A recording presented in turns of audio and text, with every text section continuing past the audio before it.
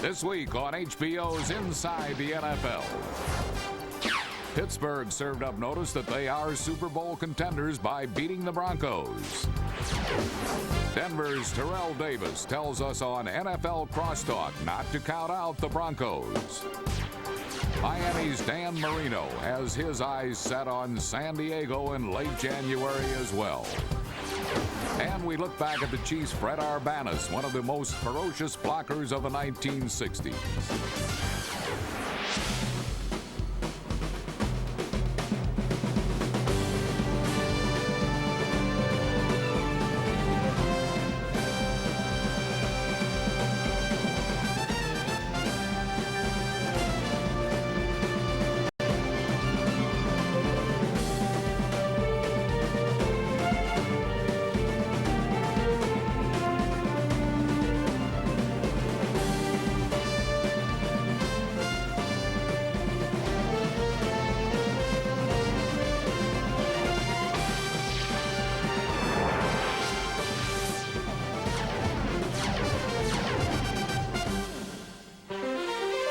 And now, the show the pros watch, Inside the NFL, with your hosts, Glenn Dawson, Nick Bonaconti, Chris Collinsworth, and Jerry Glanville. Hello, everybody. Welcome to this week's show. Last week, there were some terrific games played in the National Football League. And once again, gentlemen, it was the superb performance of some of these quarterbacks that determined the outcome of these contests, including your old buddy Boomer Esiason. He's playing great. Don't try and butter me up with Boomer now. We're going to talk about this Kansas City quarterback situation. Last week, I said they had a quarterback controversy. You went crazy, said, no way, Elvis Grback's a quarterback for the playoffs no matter what. But Rich Gannon has done things with this offense that Elvis never did. I told you last week, I'm going to tell you once again this week, Marty Schottenheimer said, when Elvis Grback is healthy, he is my starting quarterback. I will help you. How does Marty Schottenheimer define the word healthy? Like all we do, right? It means who has the hot hand, and right now that's Rich Gannon. That entire Kansas City team is sizzling right now, Jerry. Yes, tell him, Coach. I think Elvis has better ability. I think he's the quarterback of the future. He's the guy that's going to drive this franchise. But I also know Marty. He's not going to let him get healthy for about 3 or 4 more weeks. Jerry, of all people, I cannot believe that you said somebody by the name of Elvis should be sitting down on the bench. I know, that's bad. And the way that defense is playing these days, you only need about 3 points to win a game anyway. But there were some great performances by quarterbacks, including that guy from New England. Absolutely. Drew Bledsoe, a great game last week without Curtis Martin, without Terry Glenn. He looked like Dan Marino out there on the field, yelling at his wide receivers, making plays, creating offense. I really thought it was just a defining moment in the career of Drew Bledsoe. I can't believe you're giving all the credit to Drew Bledsoe. What a great coaching job by Pete Carroll, the head coach. He loves Pete Carroll now. No, I'll tell you, defining moments. Marino has had so many defining moments, I don't even know where to start. But, Chris, wasn't it you that say he won't be with the Miami Dolphins next year? That was you. He's getting older now. His memory is gone. But I'll tell you one thing. The Dolphins are going to ride his arm through the playoffs. That's the guy from Miami. Well, Miami does not have a running game. And then all of a sudden, the 49ers didn't have a running game because Garrison Hurst broke his collarbone. So who takes up the slack? Steve Young. He leads the team in rushing. 10 scrambles. I think they're better without the running game. Well, as an ex-quarterback, I'd say that's fine. You know, you don't have a running game in New England, in San Francisco, or Miami. It's a quarterback that does the job. That's as a quarterback. But as a coach, I think you'd like to have a running game this time of the season. Yes. As I said, there are a lot of great games over the country last week, many with playoff implications. Let's start in San Francisco, where John Randall and the Vikings were talking about putting an end to a 3-game skid. Even for a playoff contender, late-season big games can be scary. And last Sunday's Viking 49ers contest nearly turned the mighty into the meek. What's on your eyes there? For the sun. Okay. Sun, you know, the lights. You know, I'm a country boy. I ain't used to all these bright lights over here, Oh, sir. you're not used to being in front of all these people. Yes, sir. You're shy, is that what it is? Correct, sir. Hey, I've worked you before, John. I know how you talk out there. Red Rover. Let them come on over. Come on. Hey, boy, I scored 7 years ago, brother. Long time, brother. J.J. Stokes. You cousin of J.J. Walker? Ah! Talk to me, yes.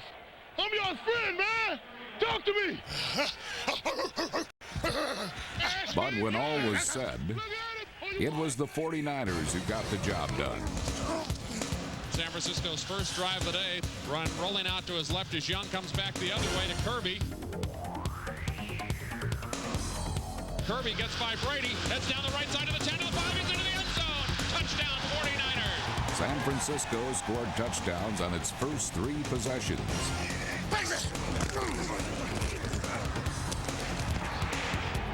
Pass over the middle, it is caught. Terrell Owens, touchdown 49ers. And maybe the best throw of the year by Steve Young. He clipped it. Minnesota countered Young's heroics with Randall Cunningham, whose 2 touchdown passes to Chris Carter made it 21-14 at the half. Throws it in the end zone to Carter. It is caught for a touchdown.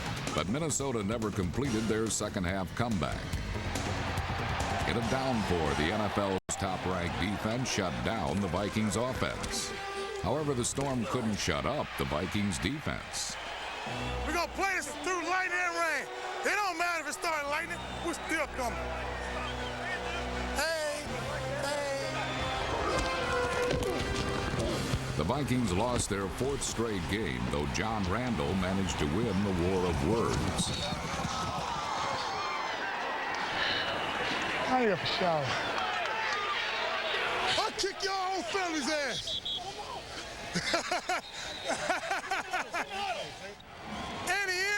When the storm passed, 3Com Park resembled the Emerald City, and the 49ers had withstood the Vikings' assault to improve their record to an NFL best 12-2. One more San Francisco victory will clinch home field advantage throughout the playoffs. The game ball for last week's victory was awarded to the troubled wizard who built the 49ers dynasty, owner Eddie DeBartolo. Mr. D, let me say something. We know that it was hard on Wednesday to come on in and visit with our team. And we just want to know that we want it for you. Because we know you take care of us, and this thing is first class because of you. And we want you to know we won this game for you because we love you. Okay?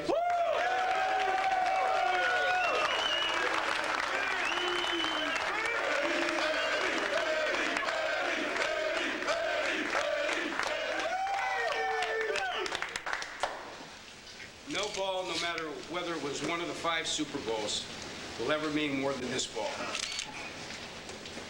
It's easy to talk to and be close to people that you care about and you love, and I love you all. And you guys, we all have a shot at going all the way. And I'll be with you every step of the way. I love you. Thank you.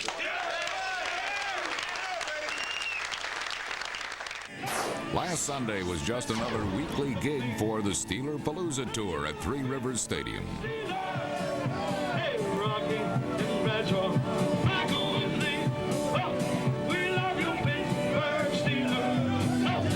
Boss rolls over Terrell Davis today. Chris Davis, finish. Go, boss, boss, boss, boss.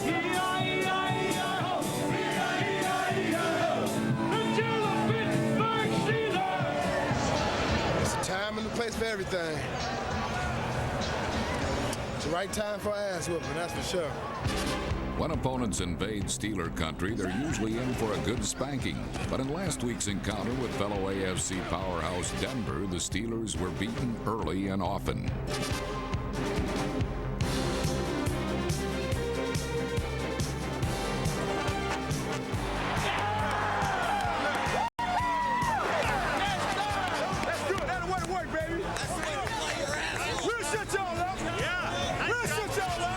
Bronco wide receiver Rod Smith caught one touchdown pass in the first quarter, then stole one in the second. I'm not so sure that ball wasn't intended for Willie Green, and Denver has their 3rd touchdown of the first half. And the Steelers are stunned. Way to go, Smitty! Way to go, baby! Hey, Megan, way to go, baby! Good job! Way to go! Trailing 21-7, the Steelers needed quarterback Cordell Stewart to shoulder the load, and he responded. He can't get free. He catches it. He's on a dead run. He's at the 30, the 20, the 10, and he goes for a Steeler touchdown. And that goes into the books as a 69-yard strike. He's getting started. We're just getting started, baby. Wide receiver Yancey Thigpen had 6 catches for 175 yards, and his 3rd touchdown of the first half tied the game at 21.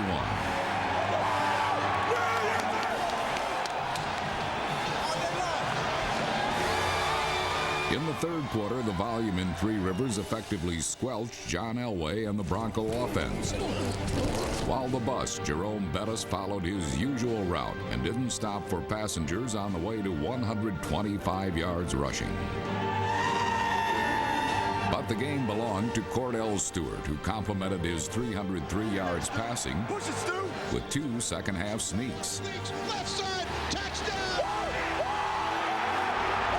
Pittsburgh Steelers get the big touch, and this one's in the books. The Broncos are tied for the AFC's best record, but might only be a 4th seed in the playoffs, while the Steelers now lead the AFC Central. It was a hell of a win. Everybody in here is getting a game ball. Yeah. And I'm going to tell you something. I'll say this again. Keep it in perspective.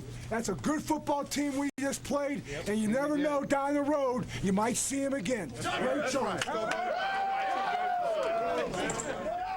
Well, Pittsburgh coach Bill Cowher knows he got past a dangerous opponent in the Broncos, but Denver is in a bit of trouble. They need to beat San Francisco on the road, and that's certainly no easy task. Well, to talk about the big Monday night game, let's bring on Denver's great running back, Terrell Davis. And Terrell, first of all, congratulations on making the Pro Bowl. Thank you, Chris. I appreciate it. Got to ask you, though, what did Mike Shanahan have to say to you guys after that disappointing loss in the locker room? Well, it was obvious what happened during the game. We made too many mistakes. We didn't make enough big plays. And going to a place like Pittsburgh, you have to make big plays. And he just pointed out the obvious. And so, hopefully we can correct those mistakes and just move on. And, we know what we have to do. You go to Kansas City, you lose, and you play at Pittsburgh, and you lose. Right. And last year, you lost to Jacksonville in Denver. Right. Now, are you worried about a letdown and history repeating itself? Not at this point. Not at this point. We know what we have to do this year. I think we understand that there's 2 different seasons. You have a regular season and a playoff season. And, teams play well in December. I think that, once we get to the playoffs, I think we'll play well as a team. Right now, we're struggling a little bit, but we have a chance to go into San Francisco and play a great team and, and see where we honestly stand and see whether we're the team that we think we are. Terrell, are you resigned to the fact that Kansas City is going to win the AFC West and you guys are going to be a wild card and have to play on the road? No, but you always keep that in the back of your mind. What we have to do now is just try to finish this season off with 2 wins and let the cards fall where they may. But there's still hope for us to have home field advantage. I think we have to keep that in mind. But at the same token, we still have to keep in mind that we might have to go back on the road. So we better get used to it. Well, this week you do get the 49ers, and Kansas City had some success running right at Dana Stubblefield and Bryant Young. Is that the game plan this week? I don't think that's the game plan. We have a lot of things set up for this Monday, but I can't reveal them on TV. Yeah, this may be the game plan. You're not going to tell us. I know that. Terrell, I want to look at the number of carries you'd had for the season. You have 359 carries already.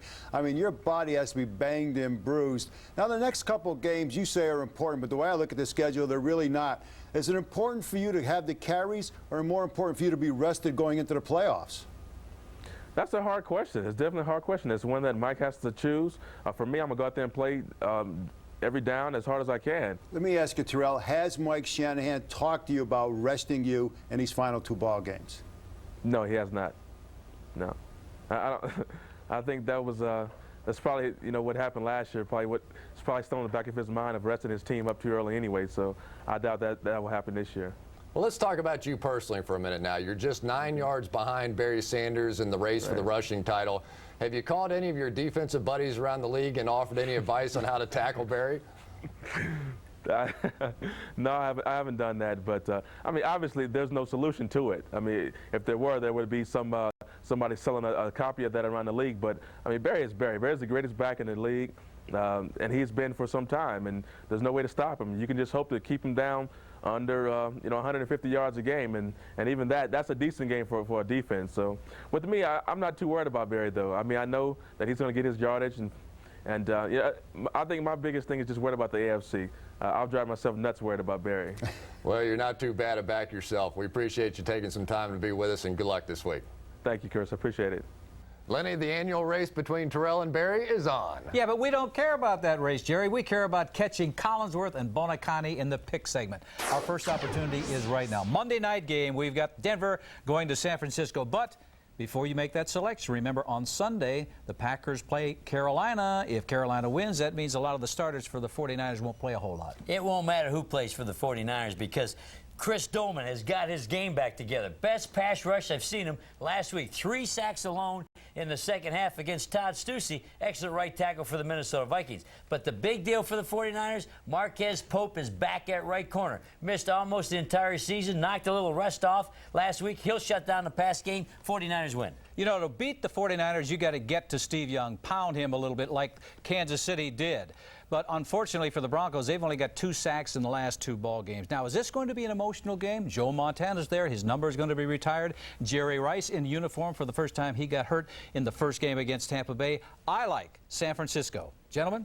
Well, the 49er bandwagon getting full over there. What do you think? I'll tell you what, they are full of it. Anyways, I think the matchup here goes Owens and Stokes against 2 small cornerbacks of the Denver Broncos. You have Darian Gordon and Ray Kroc. These guys average around 5'10". And the receivers for the 49ers around 6'3". Steve Young rolls out play action passes and hits those receivers. I like the 49ers. Well, this Broncos secondary isn't that bad. They came into the game ranked #1 in the AFC. What about last week against Yancey Thigpen from the Steelers? Come on. Yeah, but anytime you play against Pittsburgh, that means you have to stop Jerome Bettis first, and that's exactly what Denver was trying to do. They brought that extra man up to the line of scrimmage, left the secondary a little bit vulnerable back there. But this week against the 49ers with Garrison Hurst out, you just take away the passing game of the 49ers and you win. I like Denver. Well, I don't agree with you, Mr. Collinsworth. While the Broncos were falling in Pittsburgh, the Chiefs were beating up on an old, tired rival.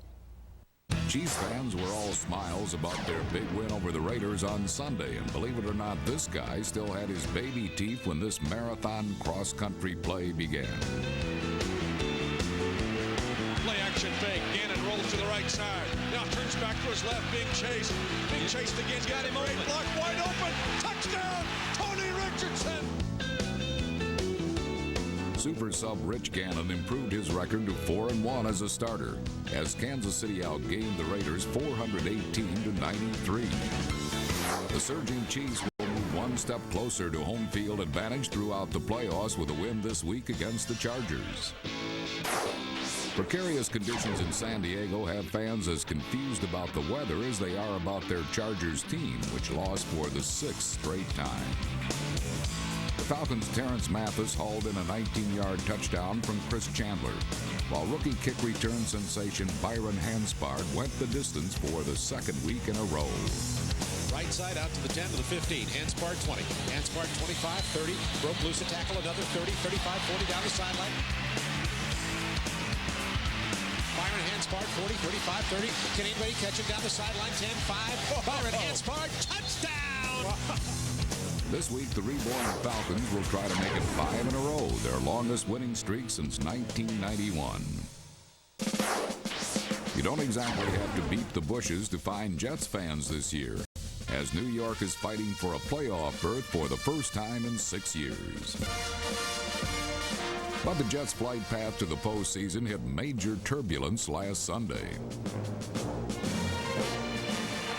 And fake the end around, back to throw as Harbaugh, dumps it upfield, caught, taking off as Marshall Faulk at the 40, 45, 50, 45, 40, breaks to the middle of the field. He's at the 30, breaks it back to 25, 20. He's at the 15, he's at the 10, he's down to the 6-yard line. Indianapolis jumped to a 22-0 lead and never looked back on the way to handing the Jets their 15th straight December loss. The 2-12 Colts get the chance to play spoiler again this week when they host the Dolphins, who last week ran up against the NFL's best rusher. Barry Sanders ran for 100 yards for the 12th consecutive time, as the future Hall of Famer continued to rewrite the NFL record books.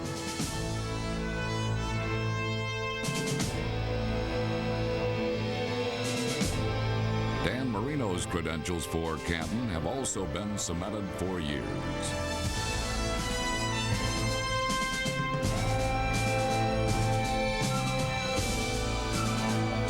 Marino threw 2 touchdown passes to Troy Drayton as the Dolphins took advantage of 5 Detroit turnovers.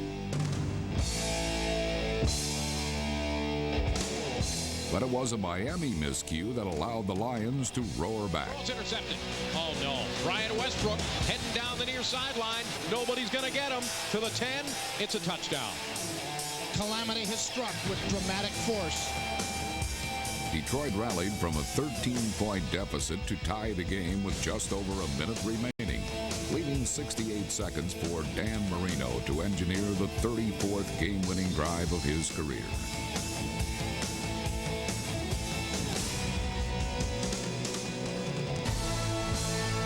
But this time, Marino left the last-second heroics to his first-year kicker, Olindo Mare. John Kidd is the holder. The snap is down. The kick is away. Yes, Olindo! Dolphins win! Miami improved to 9-5 and kept pace with the Patriots for the top spot of the AFC East. You saw the winning kick, but it was Dan Marino who got them there. And what a crazy year it's been for Marino. At the beginning of the season, his coach talked openly about benching him. Now with the season on the line, there's no quarterback playing better. Andrea Joyce has the story of Miami's lucky number 13.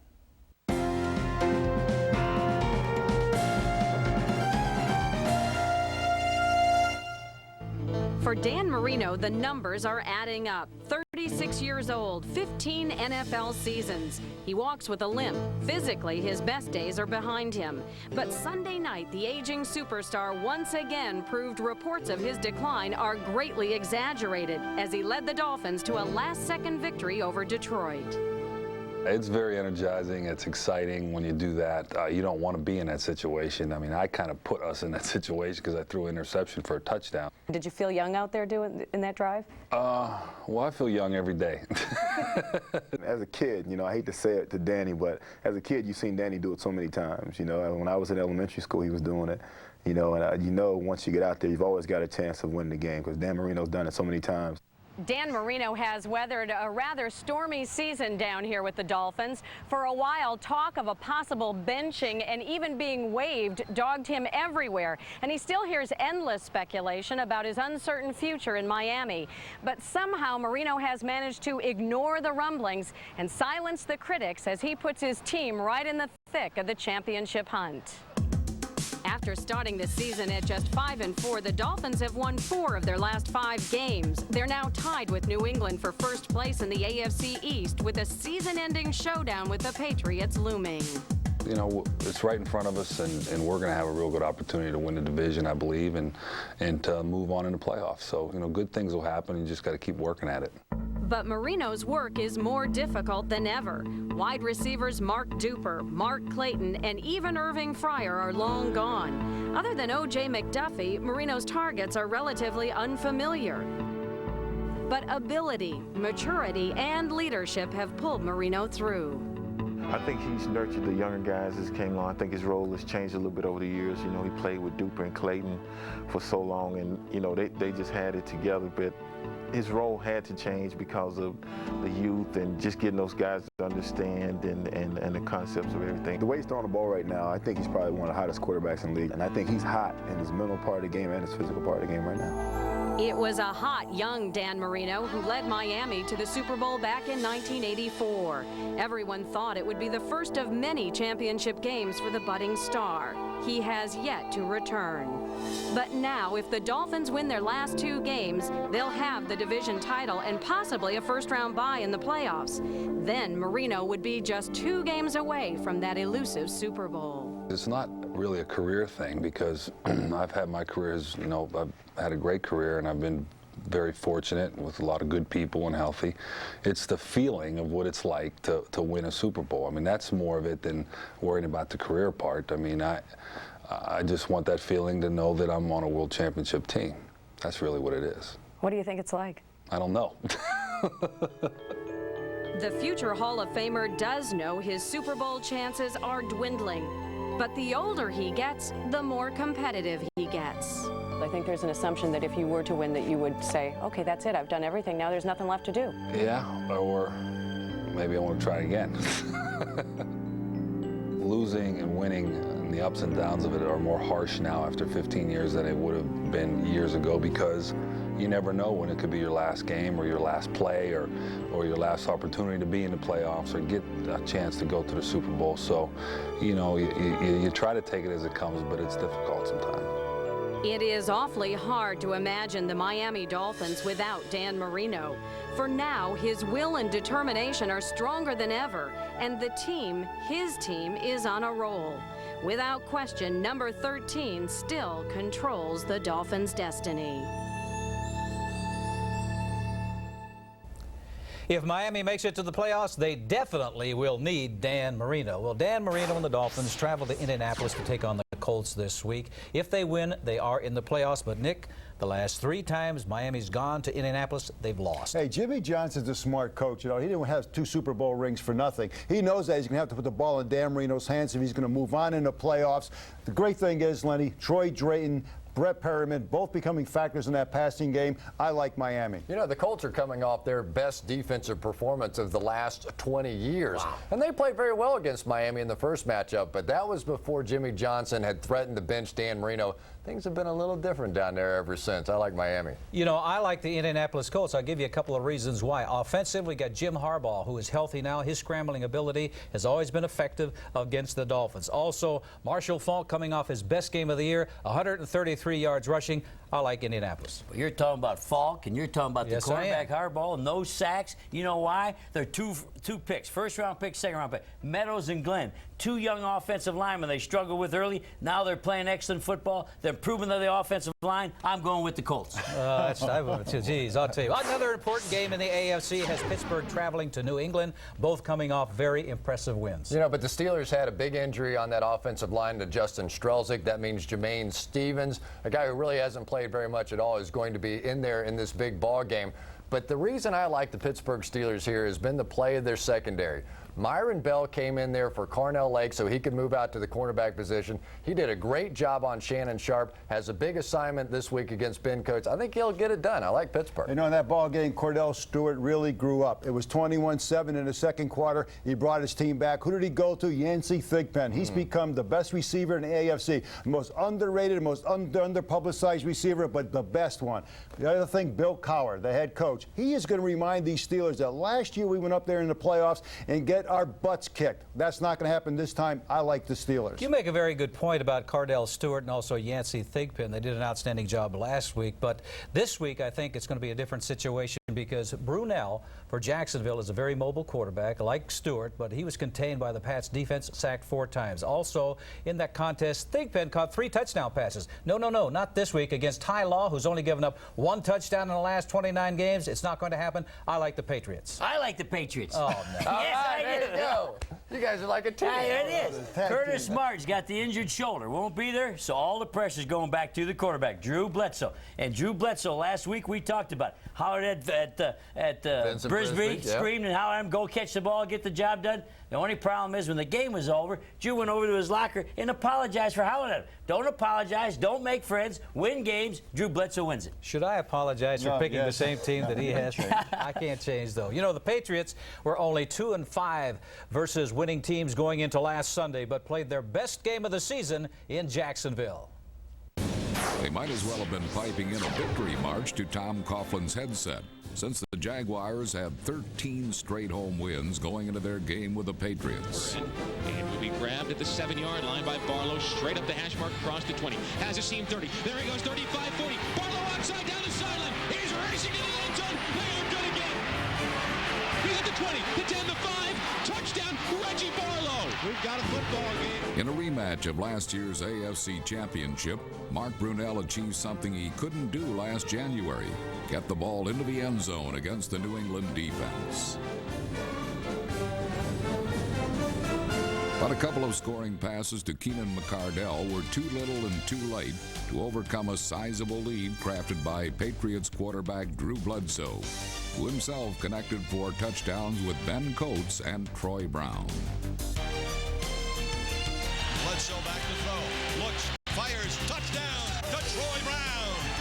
Oh, talk about a dagger. The Patriots are really laying it on Jacksonville now.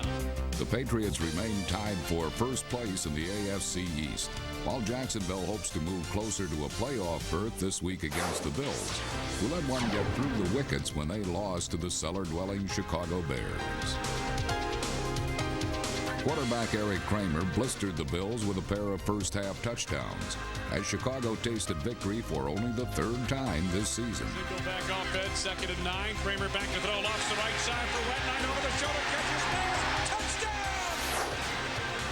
The Bears look to build on their modest winning streak this Sunday night against another division cellar dweller, the St. Louis Rams. Last week, the Rams were in the Louisiana Superdome and gave the Saints a head start on the Christmas shopping season with an early gift-wrapped touchdown. Banks handing it off to Ironhead. Greg Hayward has the ball taken from him by Fields. Hartfield is going to score! Grand larceny in the Superdome, and the Saints have scored. Then the Saints shocked the fans with their first touchdown pass in nearly 27 quarters. Overcome that such miracles are possible, New Orleans did it again just a few minutes later. Two backs behind Hobart. He stumbles. Good play fake. Throwing it. Irv Smith. Juggling reception. Touchdown, New Orleans. But ultimately, the Saints' defense was just as generous. And in a game that's had as many bombs as a Demi Moore Film Festival, Banks sprinting out, running to his left, delivering the football on the run, throwing deep for Bruce, and he has it. Touchdown! Led by Tony Banks and Isaac Bruce, the Rams exploded for 3 fourth-quarter touchdowns, extending Coach Dick Vermeil's perfect career record against the Saints, who will try to regroup this week when they host the Cardinals. Last week against Arizona, the Redskins needed a big lift to revive their sagging playoff hopes, and they got it from Brian Mitchell, whose first-quarter punt return gave them a lead they never lost.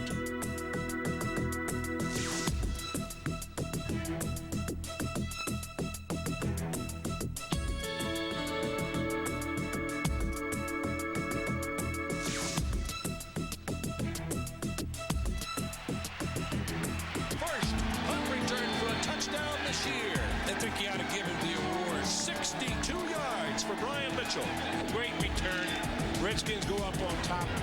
Special team. Quarterback Jake Plummer valiantly tried to overcome a 17-0 deficit by throwing 4 touchdowns, 3 going to Rob Moore, the NFL leader in receiving yardage. The Redskin defense was vulnerable, except for cornerback Chris Dishman. Watching Jake Plummer. Picked off on the far side by Dishman at the 28. Back to the far side, 20. Cuts inside to the 15, to the 10, to the 5. Touchdown, Washington Redskins. When 36-year-old Jeff Hostetler hit 36-year-old Henry Ellard, it was the oldest quarterback-receiver hookup in NFL history. Wide open. Touchdown, Washington Redskins. Henry Ellard. Although the game was a 60-minute track meet up and down Sun Devil Stadium, it was the Redskins who won a marathon thriller 38-28.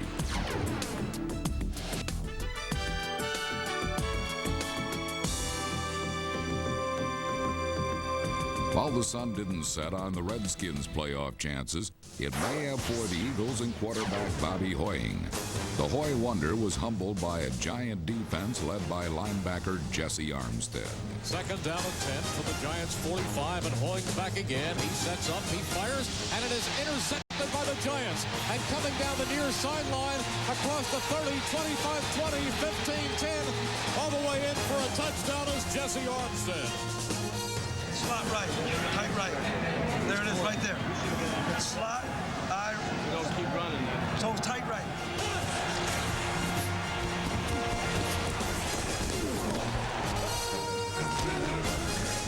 The Giant defense forced 5 turnovers, and quarterback Danny Kanell converted them into scores. Eagles blitz. Callaway picks it up. Rolls right to the end zone. Barber touchdown. Kanell, who was threatened by a benching if he didn't perform early, threw 3 touchdown passes. Goes deep post looking for Patton. He's got him at the 5. Touchdown Giants. The Giants go for the juggler. We got to go get another one now. Get your mind right.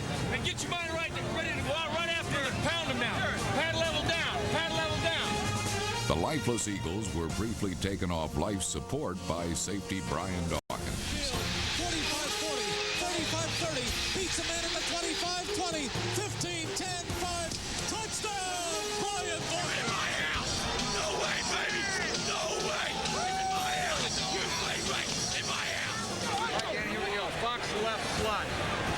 my next snag. Get him in there, man. The Eagles trailed 21-14, but Cannell's rollout and risky throw proved to be the game breaker. Throws it to the back of the end zone, and Callaway's got a touchdown. A 72-yard spectacular by Irving Fryer came too late to save the Eagles. 45-40, 35-30, 25-20, and going all the way for a touchdown is Irving Fryer. For the second time this season, an invader had conquered Veterans Stadium. The Giants can clinch a division title with a win over the Redskins this Saturday. Coming up on HBO's Inside the NFL, the Green Bay Packers are making their stretch run to defend their title. And a look back at one-time Chiefs tight end Fred Arbanas, who played in the very first Super Bowl against the Pack. Yes, indeed. If the Giants beat Washington, they will capture their first division championship since 1990. But, Jerry, on the other hand, if the Skins win 2 in a row, they win the NFC East. And, Nick, hopefully this game, the second time around, is a little more exciting than the first time when it was 7-7 in overtime. Boring. Yeah, a little bit of a snorer, wasn't it? But you know something? Gus Frerott's not the quarterback. Jeff Hostetler, one of the great competitors in the NFL, he is playing. In that first game, he had all kinds of troubles. He hit the Giant cornerbacks Philippi Sparks and Jason Sehorn in the hands more than he did his own receivers. Steve Davis, good back. But last time I looked, no Terry Allen. I like New York. But, you know, Jeff Hostetler in that first game had to come in cold off the bench, and you know how it is for a backup quarterback. He doesn't. He's not a backup. You don't get any snaps during the week. But last week, when he had a full week of practice, he played much better against Arizona. But for the Giants, Tiki Barber has just provided instant offense for that football team. Really something they desperately needed. And on the defensive side, Jesse Armstead's playing as well or better than any linebacker in football. I like the Giants. Let's talk about the Redskins' offense and what their problems are. First of all, they lose their quarterback, Gus Frerotte. Right. Their leading rusher, Terry Allen. Their best receiver, Leslie Shepard. I know they scored 38 points against Arizona, but Arizona's only won 3 ball games. Now, when you get to Brian Mitchell as your big gun offensively, and he's a kick return guy, you're in trouble. I like the Giants. Well, I asked the Cardinals last week, who's the best team you've played all year? The Cardinals looked me in the eye and said, the Giants. And I looked back, I said, the Giants? So without question, I said, why? They kick your butt up front, on the offensive line, on the defensive line. Roman Oben is to the offense is what Strahan is to the defense. The Lions win it for the Giants. The Giants. Did you yell at these guys? Are they hard-hearing or what? All right, let's talk about the Giants. The Giants-Redskins game may decide the NFC East, but the NFC Central was decided last week in Tampa Bay. In a battle for the NFC Central, Tampa Bay not only fought ghosts of Buccaneers teams past, but also a hostile crowd in their own stadium. Go, Pack, go! Go, Pack, go! Go, Pack, go! We're going to do it up front. We're going to dominate and be physical like we've been the last time. Let's go! Dominate. 1, 2, 3. Dominate! Let's go, Bucks! Under pressure. Fire gets rid of the ball at the last moment. Caught by Shamura. Fumble football. Buccaneers have it. Hardy Nickerson at the 13-yard line. Turnovers and miscommunication dominated the first half. Derek, did you get that signal? Yeah, I got it, but I wasn't gonna stop. I was gonna wait till I saw the ball before I broke out. All right. Hey, Train, he's awesome. He's gonna kick the Packers' butt. Yeah, let's go, Allstott. And off to Allstott. He runs into a scrum. Fumble football. Packers say they have it. Fumble football. Packers say they have it. It is Green Bay's football. Mike Allstott coughs it up. Allstott's fumble proved costly as 3 plays later, Brett Favre's scramble broke down Tampa Bay's secondary. The pocket throws into the end zone. Touchdown, Robert Brooks. On the run, Brett Favre. Brooks got free, and he just lofted it into the end zone. Hey, we got 2 more turnovers coming, man. 2 more turnovers. Just keep humming. Keep humming, man. Down 7-6 with time running out in the first half, Trent Dilfer threw a perfect strike to Riedel Anthony for an easy touchdown. Or what would have been an easy touchdown.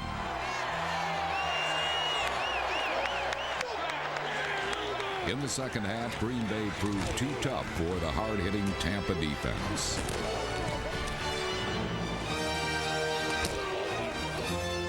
When Favre improvised again, he put the game away. Run with the ball now, throws it, it's caught, touchdown. The win sent Green Bay to their third straight division title and sent Buck fans home early. You guys deserve it. Keep it going. Hopefully we'll see you again. Yeah, I hope so. Hey, you're division champions. Way to go, man! But you just beat a real fine football team and be very complimentary because they deserve that, okay? And who knows, we might see them down the road. This week, the Packers beat the Panthers, who last Monday night were in Dallas in a battle between two teams fighting for their postseason lives. Ray Caruth's scoring catch helped Carolina build a 20-6 fourth quarter lead before the Cowboys finally found the end zone. Michael Irvin's score pulled Dallas within 7, but facing a critical 4th and 1 late in the game, the stumbling Cowboys all but backpedaled out of the playoff picture. Fake handoff, bootleg roll to the right, looks upfield, can't find anyone. Now will scramble back to the left, needs to get rid of the ball and falls back at the 30-yard line. It is a 25-yard loss. Does that not epitomize the Cowboys offense this season?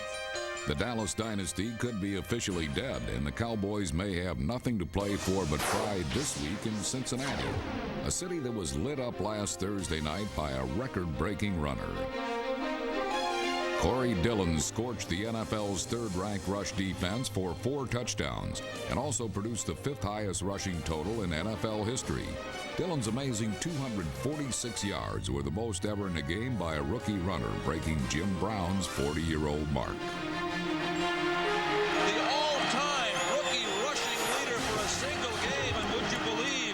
The Cincinnati Bengal, Corey Dillon is #1 ahead of Jim Brown. The Oilers hope to have better luck this week in Baltimore, where Ted Marchibroda has watched the Ravens give away game after game this season. Last Sunday, it appeared Baltimore would let yet another one slip away.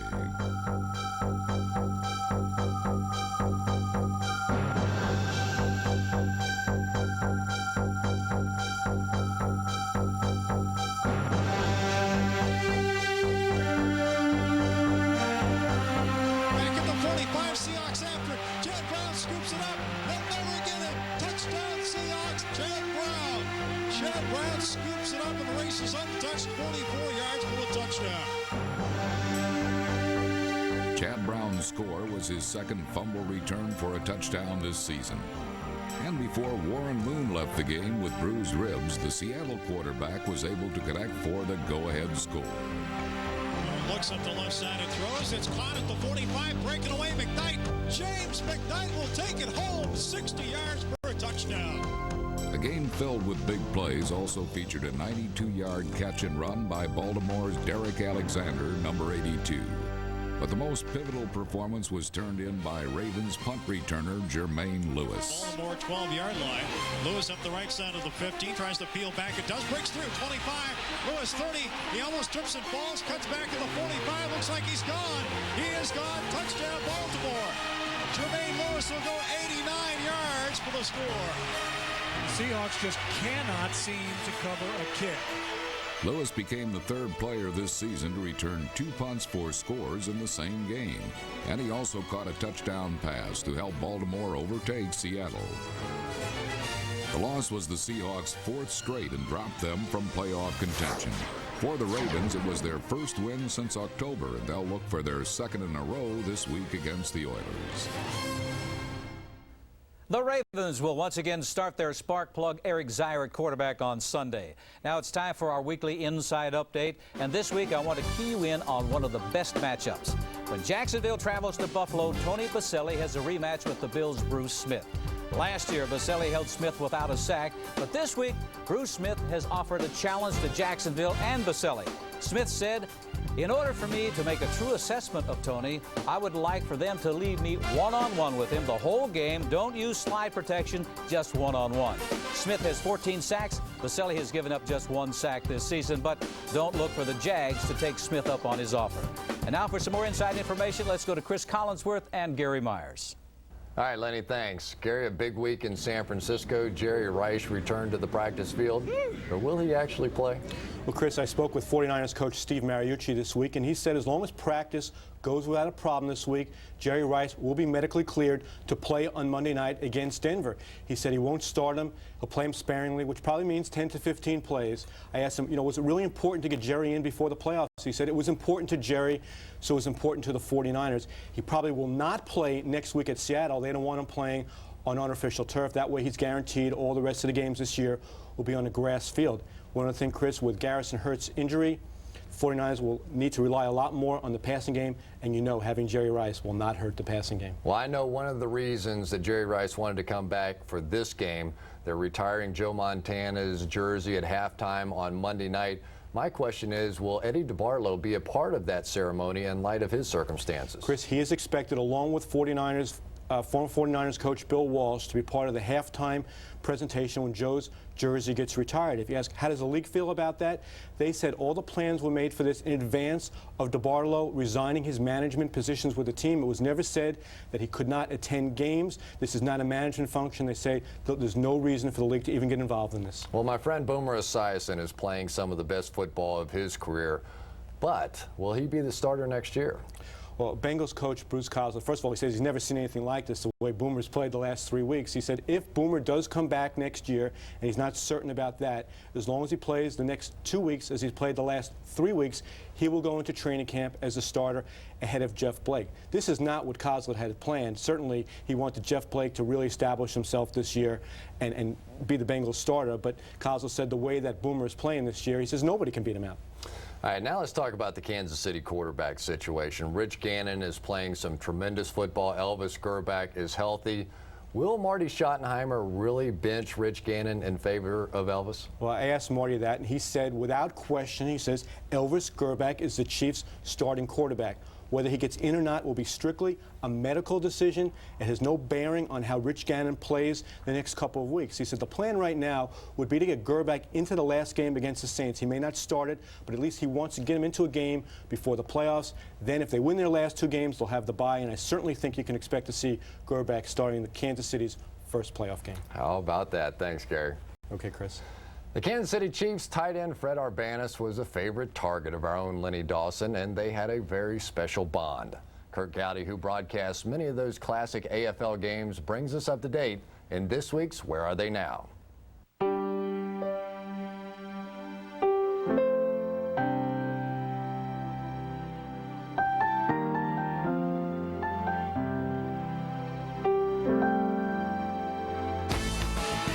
Drive inside of me that enjoyed competition, and I enjoyed the contact in football. I loved the contact.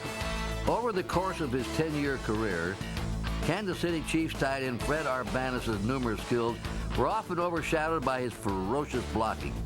They don't come much tougher than this 6-time AFL All-Pro.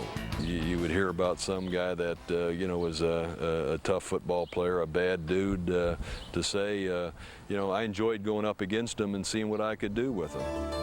Just 3 years into a stellar career, Fred was victimized by an unprovoked off-field assault and lost the sight in his left eye. Quarterback Len Dawson worked with him on a daily basis that offseason, reteaching him to catch the football. Without Lenny really nursing me along like he did, I never would have probably been able to, get back into the game. And, the work that he did with me is something that, I'm thankful to Lenny for the rest of my life. With 3 All-Pro seasons after the injury, Fred retired and put his energies into the Kansas City community that he'd grown to love.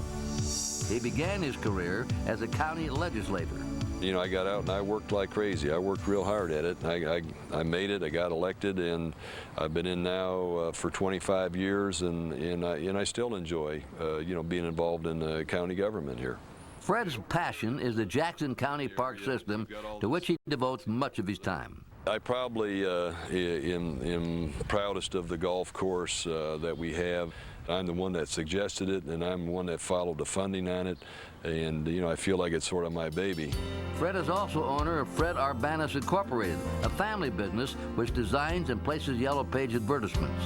Little by little, you know, my son is taking over more of the business because of all the aches and pains that I have, and the youngest daughter, Becky, is in charge of all the accounting now, and you know, other daughters help out from time to time. The wife's on the board. I passed up on opening up branch offices in this business simply because I wanted to be able to spend time with the family and with my community. Fred's commitment to his family and his community keep him going, despite chronic football-related arthritis, which makes each day a challenge for this 59-year-old. But I can't throw a ball with my grandkids because I can't, you know, do anything with either one of the arms anymore. So, you know, there's things that, you know, friends of mine, customers of mine like to do and playing golf. Well, I can't join them anymore. Even as bad as I hurt today and as bad as I hurt yesterday, and with all the medicine that I have to take for, you know, for all the hurting, I would have done it all over again. Fred Arbanis has overcome a great deal in his life and has no regrets about the game, which has left him with such cherished memories and painful reminders. Fred Arbanis was a great football player. He's a great individual on top of that. Of all the tight ends I played with and against, he was the best blocking tight end I've ever seen, particularly middle linebackers. He loved to pancake people like you. I love to hear how you helped him, but I was just wondering, can you do now anything with Jerry's picks that maybe we could, you're such a nice guy. I'm good, but I am not that good to help him. How did he do last week? Well, let's take a look. Whoa, really Mr. 4-10 for the season. Chris is still hanging up there on top. All right. All right, earlier in the show, we picked several games. Now it's time to pick the rest. Jerry likes Arizona quarterback Jake Plummer. He's picking the Cardinals. The rest of us think that New Orleans defense will make the difference. Dallas will not make the playoffs. We all like Boomer Esiason and the Bengals. Jacksonville will clinch a playoff spot with a win in Buffalo. Remember, they beat the Bills there in the playoffs last year. Philadelphia is running into the hottest team in the NFL. Look for the Falcons to make it 5 straight. Seattle is starting quarterback John Kitna for injured Warren Moon. Chris likes the Seahawks. The rest of us like Oakland. Nick, Jerry, and I like Tennessee to beat the Ravens, but Chris likes Baltimore. And Chicago will travel to St. Louis. I'll take the Bears. My friends like St. Louis. Now for the rest of the games in more detail. Jerry, we'll start with you. Detroit at Minnesota. The Vikings have dropped 4 games in a row. And they got a real problem. Bad news for Minnesota fans. Jeff Brady, excellent middle linebacker, pinched nerve, not going to play. Good news for Detroit. Stephen Boyd playing as good a football as anybody at middle linebacker. But the real key is strong safety. Ron Rice is playing better than the guy he replaced, Van Malone. And because of Ron Rice, they win. Detroit. You know, the Vikings are having to shuffle all of their linebackers around because of the injury to Brady. Not good news when you're playing against Barry Sanders, who I think is playing the best football of his career. I like Detroit. You know, Detroit missed a lot of tackles in that Dolphin ball game. They also dropped a few passes. I mean, they're great wide receivers. You got Johnny Morton over on Detroit's side, and you also have Herman Moore on that side. Herman dropped a few passes. In this ball game here, they will catch those passes, and Detroit will win. Well, you know, Randall Cunningham really played very well last week. Not bad. Enough to win, and the Vikings rushed for 143 yards last week. I'm going with Minnesota. Chris, we got Green Bay at Carolina. Packers still chasing the 49ers for possible home field advantage. Panthers cling to a slim playoff hope. You know, and it's tough enough to try and play against Brett Favre anyway, but when you have your top cornerback, Eric Davis, out with a concussion, that gets even tougher. I like the Packers. You know, quarterback Kerry Collins, we said it before, he's not having a good year. He had a good game last week against Dallas, but he does lead the NFL in interceptions. I like Green Bay. Well, Green Bay has fixed their run defense much better than it was 3-4 weeks ago because of linebacker Bernard Harris. He's playing better than Kuntz played. I'm taking the Packers. Well, let's talk about the running game of the Packers. The Panthers have been run on, and they're going to be run on again by the Packers. I like Green Bay. Well, we've got Kansas City at San Diego. Marcus Allen goes back to his hometown. Yeah, the Chiefs defense, they only shut down John Elway, Warren Moon, Steve Young, and Jeff George. You think they'll have any problem Greg Wheelahan? I don't think so. I like Kansas City. Well, the Chargers on offense, they failed to score a touchdown 3 out of the last 4 games. You think they're going to score on Kansas City? No way. Chiefs win. I'm going to follow that same mode. Oh, we agree. San Diego, less than 50 yards rushing the last 2 weeks. Way too much pressure on Craig Wheelahan. I like Kansas City, too. I told you guys last week the Chiefs fans don't want you back on their bandwagon once again. Chargers are 1-7 in the last 8 games. They're not going to do anything to contain the Chiefs' offensive line. I like Kansas City. Tampa Bay, Jerry, at the Jets. Now, if the Bucs win, they make the playoffs for the first time since '82. A loss eliminates the Jets. Well, last week the Colts held the ball against the Jets defense for 40 minutes. What do you think the 2 backs are going to do? Allstott and Dunn from Tampa Bay. They'll probably hold it for 50 minutes. I'm going with the Bucs. You know, the Jets can't stop the run anymore. The last 2 weeks, Thurman, Thomas, and Marshall Faulk, their best days of the season. And this week, Allstott and Dunn get their chance. I like Tampa. Oh, they can't stop the run? How about the Jets? They can't run the football. The last 2 ball games, the Jets offensive running back, 63 yards rushing. Now they start 2 rookies at left tackle and left guard. Forget it. I do not like the Jets. They can't run, but can they protect the quarterback? No is the answer to that. They were sacked 8 times last week, and Tampa Bay has an outstanding defensive front, 41 sacks. I like Tampa Bay. That's our show for this week. Remember, Inside the NFL premieres each Thursday evening at 11 p.m. If you miss any part of it, you can catch it again Fridays at 7 p.m. and Saturdays at 11 a.m. And join us again next week as we take our show on the road to New England to preview the regular season finale between the Patriots and the Dolphins to see who will win the AFC East. So for Nick, Chris, and Jerry, I'm Len Dawson saying thank you very much for watching the show the pros watch, Inside the NFL. HBO's Boxing After Dark returns Saturday night with a heavyweight doubleheader. Chris Bird faces Jimmy Thunder, and Tim Witherspoon takes on Larry Donald. That's this Saturday at 10:30 p.m. Eastern and Pacific, right here on HBO.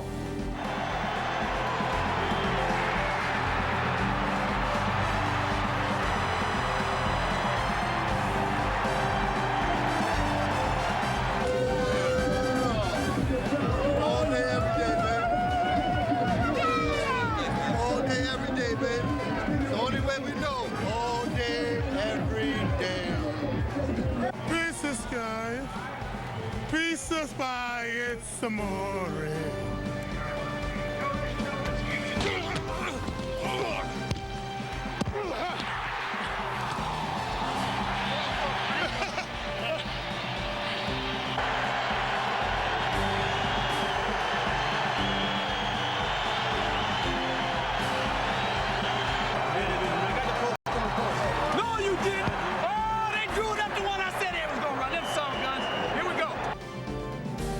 Celebrating 25 years as the network of champions.